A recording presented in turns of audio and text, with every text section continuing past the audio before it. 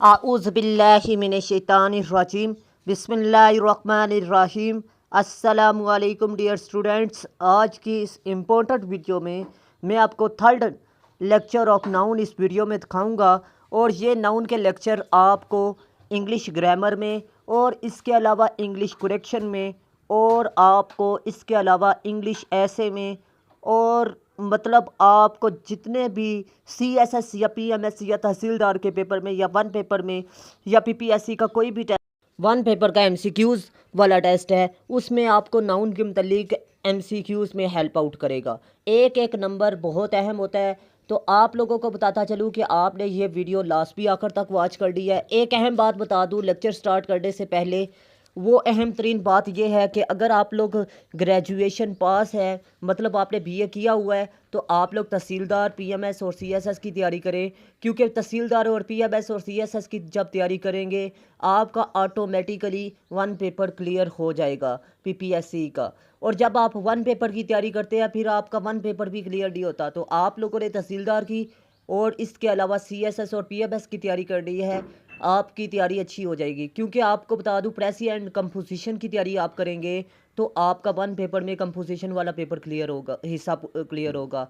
अगर आप लोग पाकिस्तान अफेयर को तैयार करेंगे CSS PMS में तो आपका पाकिस्तान अफेयर वाला पोर्शन क्लियर होगा। आप इस्लामियात को तैयार करेंगे, आपका इस्लामियात क्लियर होगा। आप MPT की और जनरल साइंस एंड एबिलिटी की तैयारी करेंगे तो आपका GK का पेपर क्लियर हो जाएगा। और बाकी बात रह गई आपके करंट अफेयर की, तो आप CSS में करंट अफेयर्स को तैयार करेंगे तो आपका करंट अफेयर्स वाला पोर्शन क्लियर हो जाएगा। आप लोग CSS और PMS की तैयारी करना चाहते हैं या तहसीलदार की, तो आप लोग मेरे WhatsApp नंबर पर कांटेक्ट करें। और ऐसे की तैयारी की बात रहेगी तो ऐसे की तैयारी के हवाले से मैं आपको बता दूँ, अगर आप लोग ऐसे के बारे में परेशान है तो आप लोग सिर्फ और सिर्फ 6 ऐसे मेरे नोट्स में से तैयार करें। इंशाअल्लाहुल अज़ीम इन 6 मज़ामीन में 600 ऐसे क्लियर होंगे इम्पोर्टेंट। आपने सिर्फ और सिर्फ कीवर्ड ऐड करना है। वो कीवर्ड आपने कौन सा ऐड करना है जो आपके पेपर में आया हुआ है, वो कीवर्ड आपने चेंज करना है। सिर्फ कोटेशन और फैक्ट्स एंड फिगर आपने ऐड कर दी है, बाकी सारा का सारा पेपर वही होगा। तो मैं उम्मीद करता हूँ आप लोगों को मेरी बात अच्छे तरीके से समझ में आ चुकी होगी। आपको बताता चलूँ सारा पेपर में सारे नोट्स वाला मटेरियल आपने ऐड करना है। और ये ऐसे की किस्म डिस्क्रिप्टिव है, मतलब मैंने डिस्क्रिप्टिव ऐसे को 6 हिस्सों में डिवाइड किया है। और डिस्क्रिप्टिव ऐसे को मैं आपको बता दूं कि एक वुमेन पर ऐसे हर साल आता है और जेंडर पर ऐसे हर साल आता है। इसके अलावा दूसरा थीम आपको बता रहा हूँ एजुकेशन है। एजुकेशन के मतलब जो भी ऐसे आ जाए, आपने मेरा ऐसे एजुकेशन वाला तैयार करना है तो आपका ऐसे के मतलब ऐसे क्लियर हो जाएगा। फिर तीसरा ऐसे आपको बता रहा हूँ साइंस पर आपने तैयार करना है, इंफॉर्मेशन टेक्नोलॉजी आर्टिफिशियल इंटेलिजेंस इसी में क्लियर होगा। चौथा ऐसे डेमोक्रेसी है और डेमोक्रेसी के मतलब जितने भी ऐसे यानी पॉलिटिकल पोलराइजेशन या फिर आपका आ जाता है ऐसे जैसे कि रेगुलेशन ऑफ पावर, ठीक है, या प्रॉब्लम्स ऑफ लॉ, ये सारे क्लियर होंगे। करंट अफेयर्स पर ऐसे इसमें क्लियर होंगे जैसे कि कश्मीर इशू हो गया, फ़लस्तीन इशू हो गया। और इसके अलावा सोशल इवल्स पर ऐसे भी इसी में क्लियर होंगे। मतलब आपके जो से थीम चल रहे हैं, अवर पॉपुलेशन हो गया, या फिर आपको बताता चलूँ आलूदगी होगी, फोग हो गया, या फिर आपकी दहशतगर्दी, बेरोज़गारी वगैरह, ये सारे के सारे ऐसे मेरे नोट्स में से क्लियर होंगे। एक ऐसे के अंदर 100 ऐसे आपका क्लियर होगा। तो आप लोगों के लिए एक सुनहरी मौका है, आप लोग सिर्फ और सिर्फ मेरे नोट्स में से तैयारी करें और इजीली आप लोग पास हो जाएंगे। और ये CSS के ऐसे जोन से हैं या PMS के ऐसे जोन से हैं, ये CSS क्वालिफायर से चेकशुदा हैं। तो चलते हैं अपनी लेक्चर की तरफ जी।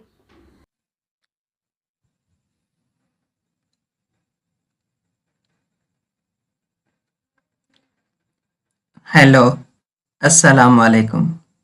आज हमारा लेक्चर नंबर 3 है। हमारा लेक्चर नंबर 2 तक हमने कंप्लीट कर लिया था। लेक्चर नंबर 1 में इंट्रो था सारे पार्ट्स ऑफ स्पीच का, और हमने ये देखा था कि कॉम्पिटिटिव एग्जाम्स के लिए हम इंग्लिश को एज अ लैंग्वेज पढ़ते हैं, एज अ सब्जेक्ट नहीं पढ़ते हैं कॉम्पिटिटिव एग्जाम्स के लिए। उसके बाद मैंने शॉर्ट इंट्रोडक्शन दिया था सारे पार्ट्स ऑफ स्पीच का जो हमने यूज़ करने हैं नाउन टॉपिक में, नाउन चैप्टर कंप्लीट समझने के लिए।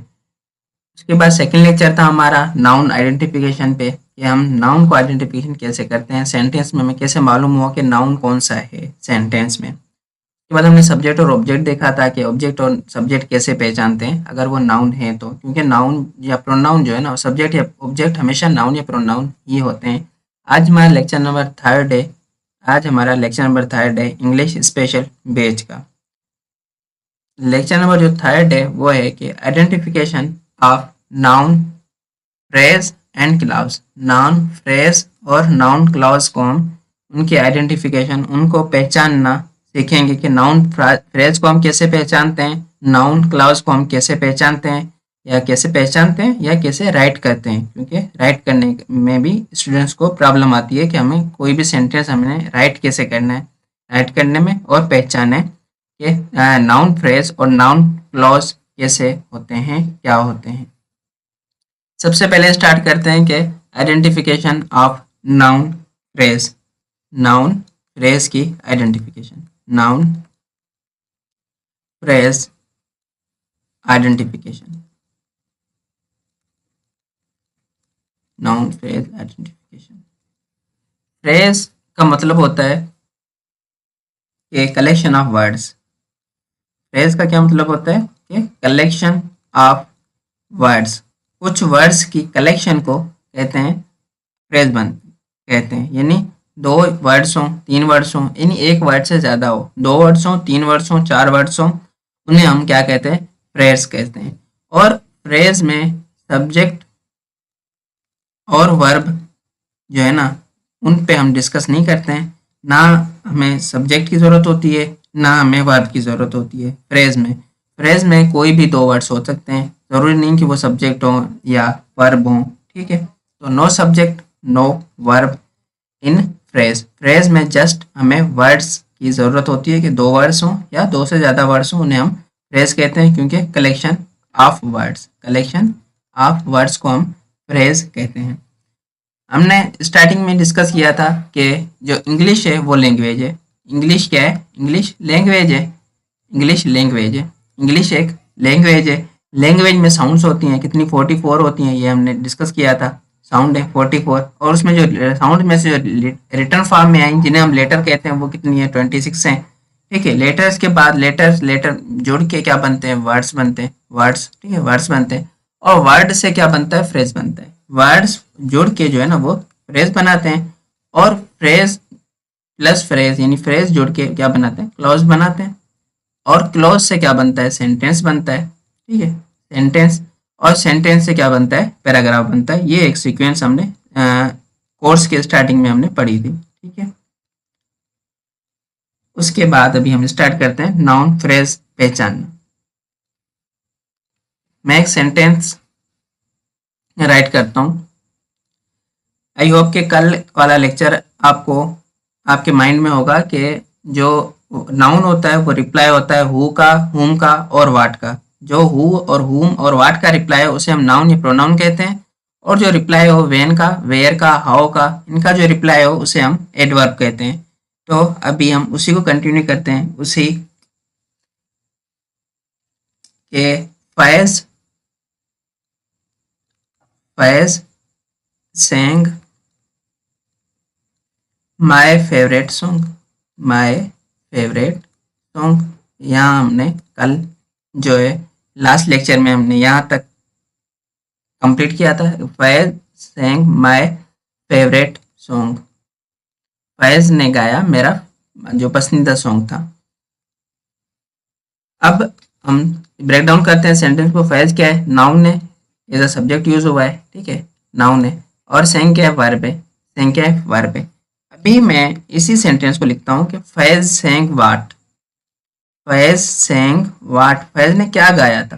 फैज sang वाट, ओके, के फैज ने क्या गाया था? वाट। अब जो ये पूरे 3 वर्ड्स हैं, जो यानी माय फेवरेट सॉन्ग है ना, वो रिप्लाई है वाट का, कि फैज सॉन्ग वाट, फैज sang वाट, फैज ने क्या गाया था? Faiz sang my favourite song, Faiz ने गाया मेरा फेवरेट सॉन्ग। तो जो माय फेवरेट सॉन्ग है ना, वो रिप्लाई है किसका? वाट का रिप्लाई है। इनमें जो नाउन है वो क्या है? सॉन्ग जो है वो नाउन है, सॉन्ग जो है वो नाउन है। और फेवरेट क्या है, वो फेवरेट और माय क्या कर रहे हैं, डिटेल ऐड कर रहे हैं, सॉन्ग के बारे में हमें ज्यादा बता रहे हैं। ये हमने कल के लेक्चर नंबर 2 में डिस्कस किया था, ठीक है। तो फेवरेट और माय की पार्ट स्पीच क्या हुई, दोनों एडजेक्टिव हैं, दोनों एडजेक्टिव है। और हमने समझा था कि डिटरमिनर और एडजेक्टिव में क्या डिफरेंस है। माय फेवरेट सॉन्ग, अब जो नाउन है ना वो लीडर है, नाउन लीडर है, ठीक है, नाउन लीडर है। एडजेक्टिव और जो फेवरेट और माय हैं वो क्या कर रहे हैं, वो इस लीडर यानी नाउन के बारे में हमें बता रहे हैं। अगर नाउन मिसिंग हो, फॉर एग्जाम्पल कि नाउन मिसिंग हो इस सेंटेंस में कि फैज सेंग माय फेवरेट, अब ये अधूरी मीनिंग दे रहा है, यानी क्या इनकम्प्लीट सेंस दे रहा है, तो ये सेंटेंस ही करेक्ट नहीं है। अब जो लीडर है उसके बिना तो ये नहीं, ये सेंटेंस कंप्लीट है, कंप्लीट ही नहीं है। तो इस वजह से हम जो सॉन्ग है, जो नाउन है उसको हम लीडर कह रहे हैं। वो क्या है, उसे हम लीडर कह रहे हैं। नाउन के बिना जो ये सेंटेंस जो कंप्लीट नहीं हो सकता, जो सेंटेंस को कंप्लीट करने वाला है उसे हम लीडर कहते हैं, वो क्या है, नाउन है। तो जो फैज फैज सेंग वाट, फैज ने क्या कहा था, Faiz Seng my favourite song. और जो वाट का रिप्लाई हो, जो वाट का रिप्लाई हो उसे हम नाउन कहते हैं। अब ये क्या हुआ, ये कंप्लीट एक नाउन बन गया, ठीक है, नाउन बन गया। अब इसमें जो वर्ड्स हैं ना वो 3 वर्ड्स हैं, टोटल कितने वर्ड्स हैं, 3 वर्ड्स हैं। एक माय है, दूसरा वर्ड्स फेवरेट है, तीसरा जो वर्ड है वो है सॉन्ग।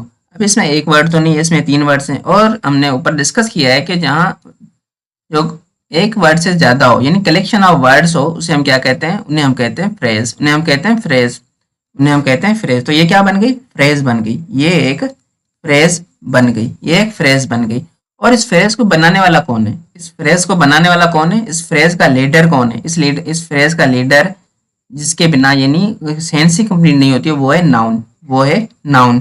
तो इस फ्रेज को कहते हैं नाउन फ्रेज, यानी जिस फ्रेज में नाउन लीडर हो तो उस फ्रेज को कहा जाता है नाउन फ्रेज। आई होप कि यहाँ तक आपको समझ आ गया होगा noun phrase.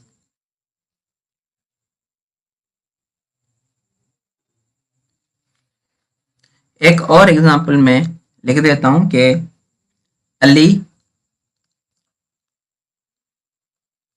Bought a decent black shirt, decent black shirt.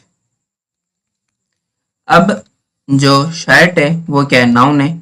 Black और डिसेंट क्या कर रहे हैं, नाउन में डिटेल ऐड कर रहे हैं कि शर्ट के बारे में बता रहे हैं कि शर्ट तो है, शर्ट कैसी है, शर्ट एक तो कलर उसका ब्लैक है और डिसेंट है, ठीक है। हमें नाउन के बारे में यानी शर्ट के बारे में ज्यादा बता रहे हैं। और जो नाउन के बारे में ज्यादा बता है उन्हें हम क्या कहते हैं, एडजेक्टिव कहते हैं, ठीक है। तो डिसेंट और ब्लैक क्या हुए, एडजेक्टिव है, दोनों क्या हुए, एडजेक्टिव हुए। अली बाउट, मैं इस सेंटेंस को लिखता हूँ कि अली बाउट व्हाट, अली अली ने क्या खरीदा था, Ali bought what, Ali bought what, Ali ने क्या खरीदा, अली ने ये पूरी एक डिसेंट ब्लैक शर्ट खरीदी थी, ठीक है। तो जो डिसेंट ब्लैक शर्ट है वो क्या है, रिप्लाई है वाट का। और जो वाट का रिप्लाई है उसे हम नाउन या प्रोनाउन कहते हैं। तो ये क्या हुआ, नाउन बन गया, ये क्या बन गया, नाउन बन गया, नाउन बन गया। और इसमें कितने वर्ड्स कितने आ रहे हैं, 3 वर्ड्स आ रहे हैं। एक तो डिसेंट है, दूसरा ब्लैक है, तीसरा शर्ट है। ये 3 वर्ड्स बन के जो है रिप्लाई बन रहे हैं किसका, वाट का। तो और इनमें जो लीडर है वो कौन है, वो शर्ट है, शर्ट के बिना सेंस ही कंप्लीट नहीं है। तो शर्ट जो लीडर है, लीडर है। जो 3 वर्ड्स हैं इन्हें हम जो वर्ड्स हो यानी एक से ज्यादा वर्ड हो उन्हें हम फ्रेज कहते हैं, उन्हें हम फ्रेज कहते हैं। तो इसी के क्या बना, फ्रेज बना। और इनका लीडर कौन है, इसको बनाने वाला कौन है, फ्रेज को बनाने वाला नाउन है। तो इस वजह से ये फ्रेज क्या हुई, नाउन फ्रेज। हम इसे क्या कहते हैं, नाउन फ्रेज। अभी यहाँ तक तो आपको नाउन फ्रेज समझ आ गई होगी कि नाउन फ्रेज हम कैसे राइट करते हैं या कैसे पहचानते हैं एक सेंटेंस में, क्योंकि वो रिप्लाई होता है किसका, वाट का। नाउन जो है या प्रोनाउन जो है वो रिप्लाई होते हैं किसका, वाट का। ये हमने कल के लेक्चर में डिस्कस किया था। अभी नाउन क्लॉज की हम आइडेंटिफिकेशन देखते हैं। नाउन क्लॉज की आइडेंटिफिकेशन कि हम नाउन क्लॉज को कैसे पहचानते हैं एक सेंटेंस में या कैसे राइट करते हैं कॉम्पिटिटिव एग्जाम्स में। नाउन क्लॉज आइडेंटिफिकेशन, पहले समझते हैं कि क्लॉज क्या है।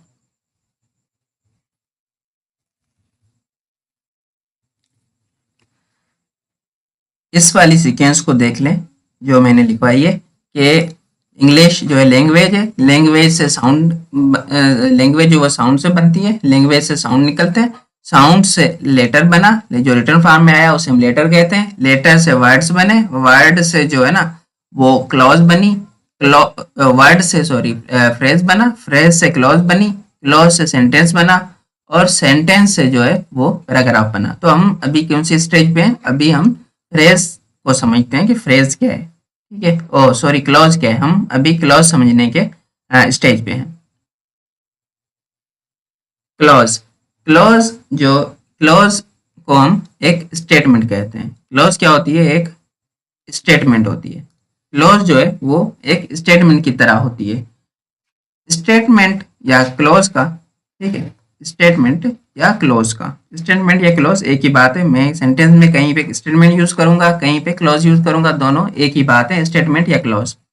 अब क्लॉज का एक तो सब्जेक्ट होता है, क्लॉज का अपना सब्जेक्ट होता है, दूसरा क्लॉज के पास अपना वर्ब होता है, दूसरा क्लॉज के पास अपना वर्ब होता है, यानी जिसके पास सब्जेक्ट हो, जिसके बाद वर्ब हो, उसे हम क्लॉज कहते हैं, उसे हम क्लॉज कहते हैं।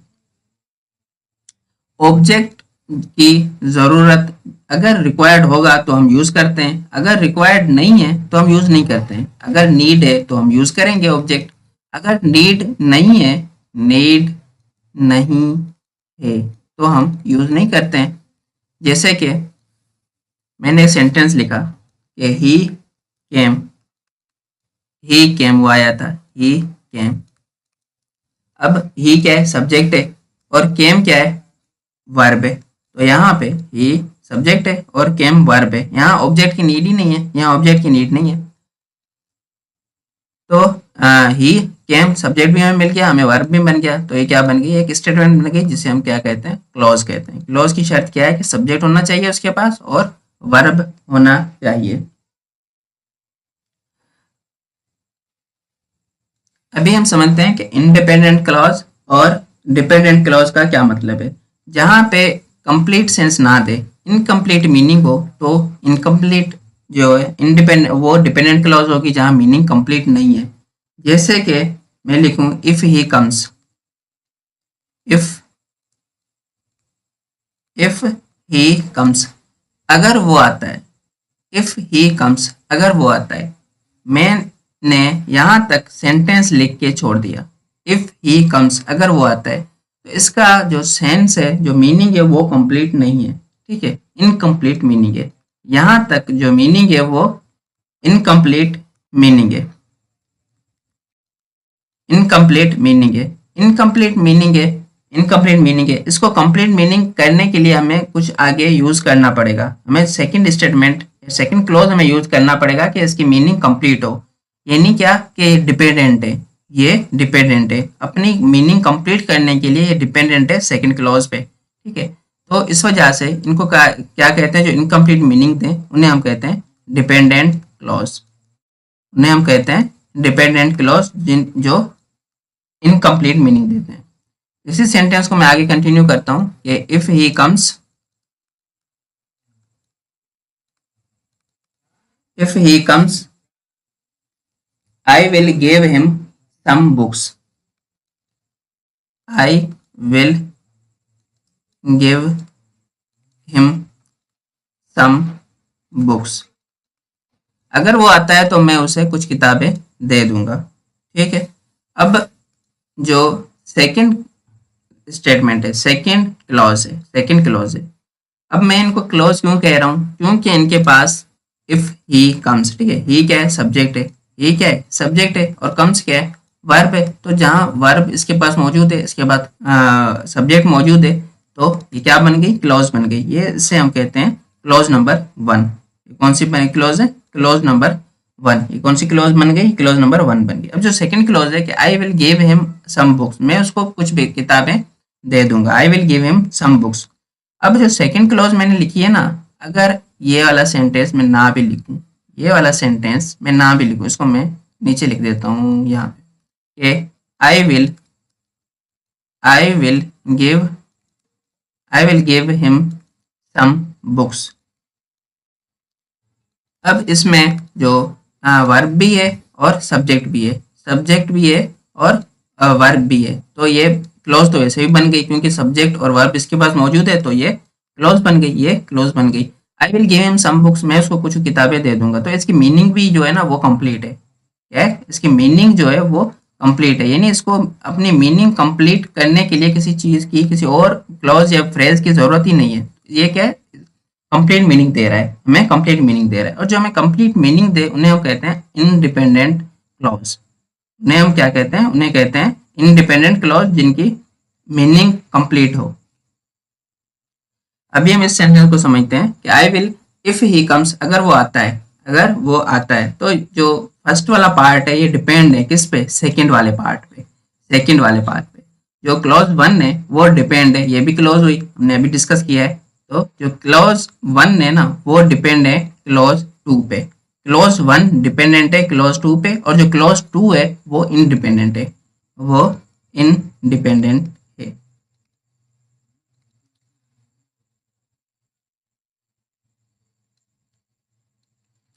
नेक्स्ट हम समझते हैं कि जो क्लॉज है,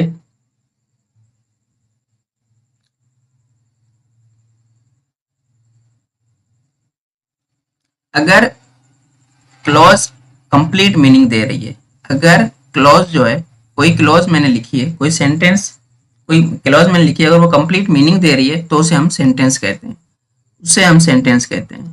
ठीक है? अगर कोई क्लॉज कंप्लीट मीनिंग दे तो उसे हम सेंटेंस कहते हैं। अगर कोई क्लॉज है वो कंप्लीट मीनिंग नहीं दे रही, अगर जैसे ये क्लॉज थी, क्लॉज नंबर 1, क्लॉज नंबर 1 है, कंप्लीट मीनिंग नहीं दे रही है, तो ये सेंटेंस नहीं बना, ये सेंटेंस नहीं बना। सेंटेंस तब बनता है जब वो कंप्लीट मीनिंग देता है, यानी क्लॉज जब कंप्लीट मीनिंग दे तब उसे हम सेंटेंस कहते हैं।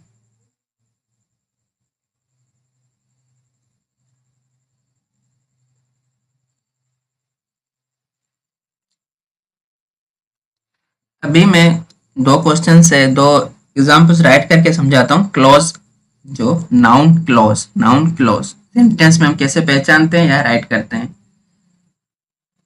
मैंने सेंटेंस लिखा, Ali knows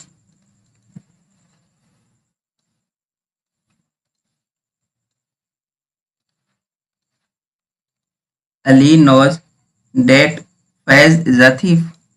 Ali knows that Faiz is a thief.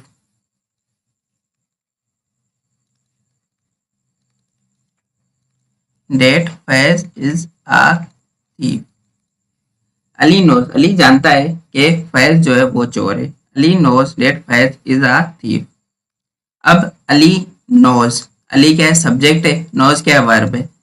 Ali क्या है? सब्जेक्ट है और नोज क्या है? वर्ब है। तो ये क्या हुई? क्लास 1 बन गई, क्लास 1 बन गई। और फैज क्या है? फैज सब्जेक्ट है, फैज सब्जेक्ट है, इज क्या है? वर्ब है। तो हमारी जो सेकंड है वो क्लॉज सेकंड बन गई, ये जो है क्लॉज सेकंड क्लॉज बन गई। ठीक है? Ali knows what, Ali knows what, Ali क्या जानता है? अली नोज वाट, अली क्या जानता है? वाट, जो ये वाली क्लॉज है ना complete, that Faiz is a thief, ये सारी रिप्लाई है वाट का। ये सारी जो क्लॉज हमने सेकंड क्लॉज लिखी है सारी रिप्लाई है किसका? वाट का रिप्लाई है। सारी रिप्लाई है किसका? वाट का। क्यों? क्योंकि Ali knows what, Ali knows that Faiz is a thief, जो अली जानता है कि फैज जो है वो चोर है। अब जो वाट का रिप्लाई हो उसे हम क्या कहते हैं? नाउन कहते हैं। जो वाट का रिप्लाई हो उसे हम नाउन कहते हैं, उसे हम नाउन कहते हैं, उसे हम नाउन कहते हैं। यहाँ अगर मैं इस सेंटेंस को मजीद ब्रेक डाउन करूँ, ये थीफ यहाँ पे क्या है? नाउन है। आर्टिकल नाउन से पहले हम यूज करते हैं, क्यों यूज करते हैं इसको हम आगे डिस्कस करेंगे। इस वर्ब है, फैज सब्जेक्ट है और डेट क्या है? वो कंजक्शन है, वो जोड़ रहा है सेंटेंस को। ठीक है? और जो यहाँ पे जो ये सेकंड क्लॉज है, क्लॉज नंबर 2 है, ये रिप्लाई है किसका? वाट का। कि अली क्या जानता है? अली जानता है कि Faiz is a thief, Faiz चोर है। फैज चोर है। तो नाउन वाट का रिप्लाई है तो नाउन तो हुआ, नाउन हुआ और नाउन हुआ, लेकिन उस जो सेंटेंस है जो हमने स्टेटमेंट लिखी है उसमें सब्जेक्ट भी है वर्ब भी है, वो सब्जेक्ट भी है वर्ब भी है, जिसमें सब्जेक्ट और वर्ब हो उसे हम क्लॉज कहते हैं, उसे हम क्लॉज कहते हैं। इस वजह से वो क्लॉज है, वो क्लॉज बन गई, वो क्लॉज बन गई, और उस क्लॉज को बनाने वाला कौन है, वो नाउन है। तो इस वजह से हम क्या कहते हैं, नाउन क्लॉज। कौन सी क्लॉज बन गई, नाउन क्लॉज बन गई। एक और सेंटेंस समझ लेते हैं। मैंने सेंटेंस लिखा, I know where he has gone. I know मैं जानता हूँ, वेयर ही हैज गॉन वो कहाँ गया है, वेयर ही हैज गॉन।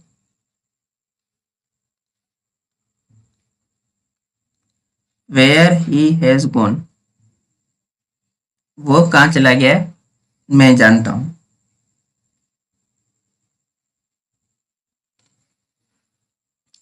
इससे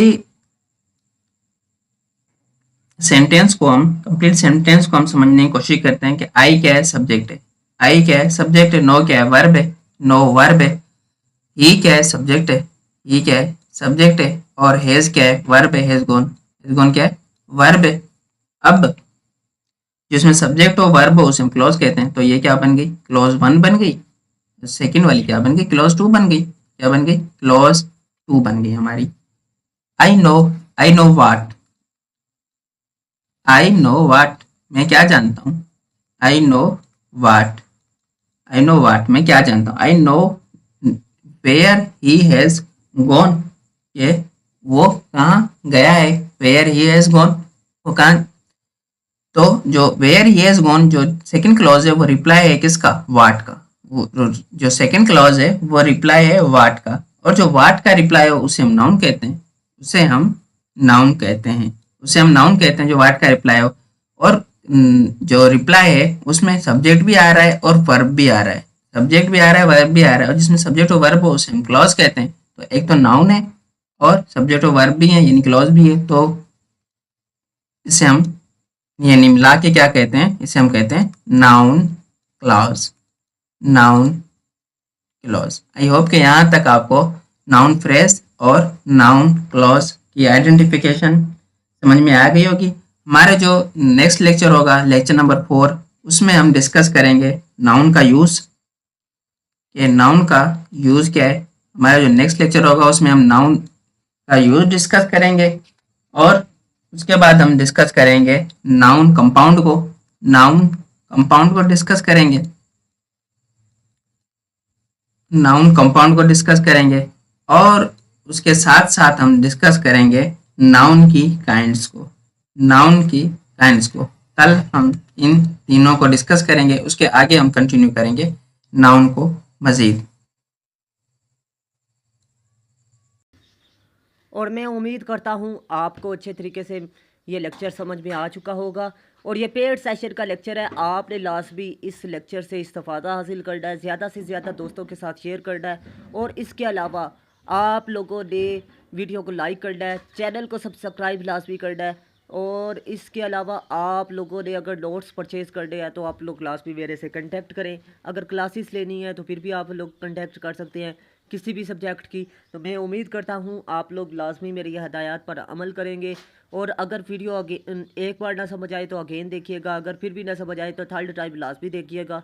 इंशाल्लाह आपको अच्छे तरीके से वीडियो की समझ आ जाएगी। तो मैं उम्मीद करता हूँ आप लोग मेरी हदायत पर लाजमी अमल करेंगे। मिलते हैं इस तरह की नेक्स्ट इन्फॉर्मेटिव वीडियो में, तब तक के लिए अपना ख़ास ख्याल रखिएगा, अपने से ज़्यादा दूसरों का। अल्लाह हाफिज़। पाकिस्तान जिंदाबाद, पाकिस्तान पाइंदाबाद।